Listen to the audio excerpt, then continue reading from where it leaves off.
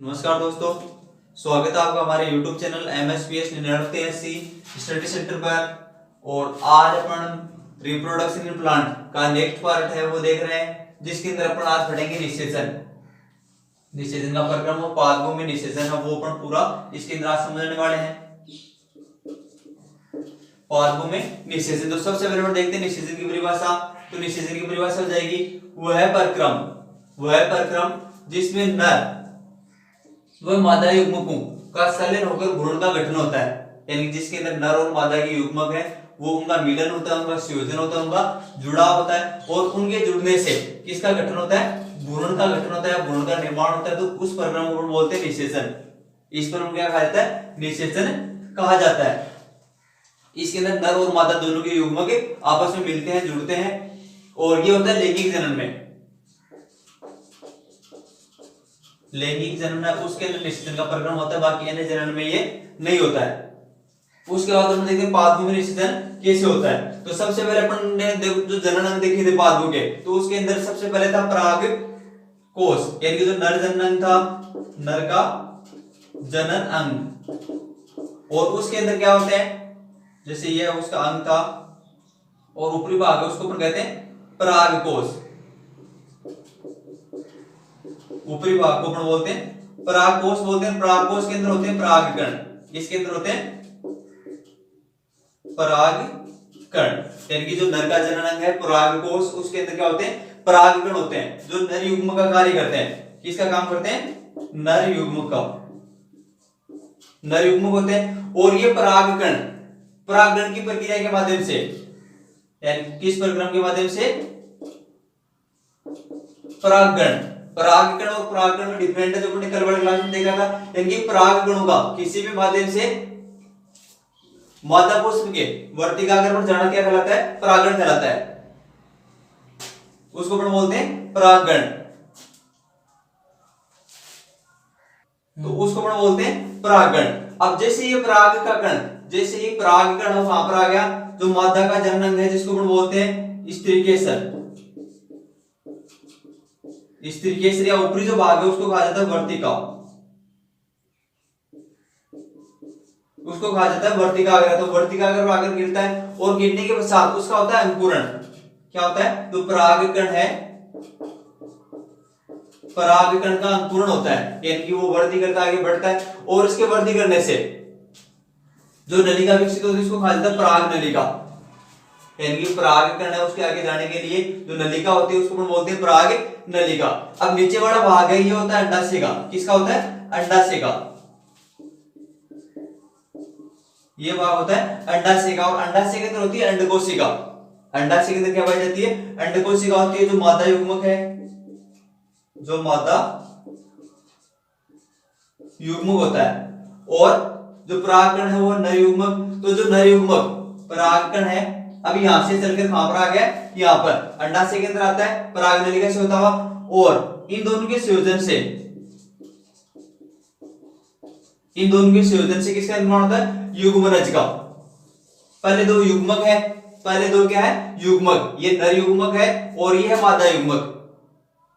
ये है नर युग्मक और ये होता है मादा युग्मक। जैसे ही दोनों का संयोजन हो गया, दोनों का जुड़ाव हो गया, मिलन हो गया, तब किसका निर्माण हो जाएगा? युग्मनज का। यानी कि नर और मादा युग्मकों के मिलने से किसका निर्माण होता है? युग्मनज का। और यही युग्मनज आगे जाकर भ्रूण यानी कि बच्चे के रूप में परिवर्तित होता है। और उसके बाद जैसे अपन उसे नया पौधा लगाते हैं तो एक नया पादप को जन्म देता है। तो ये हो गया निषेचन का प्रक्रम, यानी कि नर युग्मक हो मादा युग्मक से संयोजित हो गया, इसका जुड़ाव हो गया, तो इस प्रक्रम को हम बोलते हैं निषेचन। और निषेचन का प्रक्रम पूर्ण होने के बाद पुष्प के जो अन्य भाग होते हैं, पुष्प के जो ऊपरी भाग होते हैं वो हट जाते हैं, वो सूखकर गिर जाते हैं, नष्ट हो जाते हैं। और केवल ये भाग जो अंडाशय वाला भाग है वो ही भाग केवल पेड़ से जुड़ा रहता है। तो अंडाशय वाला भाग है जैसे परिपक्व होता है, अंडाशय का भाग है जैसे परिपक्व होता है, ये पक जाता है पूर्ण रूप से। जब पक जाता है तो पक जाने के बाद ये किस में बदल जाता है? फल के रूप में। किसके अंदर बदल जाता है? फल के रूप में। यदि अपने को पूछे फल क्या है, तो पका हुआ अंडाशय या परिपक्व अंडाशय, उसकी जो भित्तियां होती है उसी को क्या कहा जाता है? फल कहा जाता है। और यही वो बीतियां होती है जिसको अपन खाने के काम में लेते हैं। जैसे आम है तो आम का ये जो बाहरी भाग होता है वो किसका भाग होता है, अंडाशय का, और इसी अंडाशय की जो बीतियां होती है उसको अपन फल के रूप में खाने के काम में लेते हैं। और अंदर जो बीजांड होते हैं, अंदर जो बीजांड थे, जो युग्मनज था, वो किसके रूप में बदल जाता है, बीज के रूप में। उससे किसका निर्माण हो जाता है, बीज का, जिसको अपन आगे जाकर ये विकसित होकर नए बीज को जन्म देता है। अब उसके बाद अपन देखते हैं निषेचन के बाद में जो फलों कितने प्रकार के होते हैं, फलों को कितने भागों में बांटा गया है। हाँ जी, आगे अपन देखते हैं निषेचन के पश्चात बने जो फल दो प्रकार के होते हैं। एक है सत्य फल जिसको कहा जाता है वास्तविक फल, और दूसरा होता है असत्य फल जिसको कहते हैं आभासी फल। यानी कि फल हो गए दो प्रकार के, फल हो गए सत्य फल या वास्तविक फल, और दूसरा हो गया असत्य फल या आभासी फल जिसको कहा जाता है। तो अपन देखते हैं सत्य फल किसे कहते हैं, सत्य फल की परिभाषा। तो इसकी परिभाषा हो जाएगी, यदि फल बनने में, फल के बनने में केवल अंडा से ही भाग लेता है, केवल अंडा से ही भाग लेता है, तो उसको अपन बोलते हैं सत्य फल। यानी कि वह फल जिसके निर्माण में केवल अंडा से भाग लेता है, यानी कि अंडा से ही केवल फल का निर्माण होता है, तो उसको अपन बोलते हैं सत्य फल। और जैसे अपना आम है तो वो किसका उदाहरण है, सत्य फल का उदाहरण होता है। यानी कि आम है वो केवल अंडा से ही बनता है, बाकी अन्य जो पुष्प के भाग है वो आम में नहीं आते, इसमें या भाग नहीं लेते। दूसरा जो प्रकार है उसको बोलते हैं असत्य फल या आभासी फल भी इसको कहा जाता है। तो अपन देखते हैं आभासी फल या असत्य फल किसे कहते हैं। तो इसके अंदर जब फल के निर्माण में, फल के निर्माण में अंडाशय के अतिरिक्त पुष्प के अन्य भाग, फल के निर्माण में अंडाशय के अतिरिक्त पुष्प के अन्य भाग जिसे अपना पुष्पासन, फूल का जो नीचे वाला भाग, और बाह्य दल, बाह्य दल है, दलपुंज है, ये सब के सब फल के निर्माण में भाग लेते हैं, तो उसको अपन बोलते हैं असत्य आभासी फल। यानी कि वह फल जिसको केवल अंडा से बनाता है तो वो तो हो गया सत्य फल, और जिसके अंदर अंडाशय के अलावा पुष्प के अन्य भाग जैसे पुष्पासन है, बाह्य दल है, वो भाग लेते हैं, तो उसको बोलते हैं असत्य या आभासी फल। जैसे अपना सेब और नाशपाती, सेब और नाशपाती ये दोनों असत्य आभासी फल के उदाहरण होते हैं।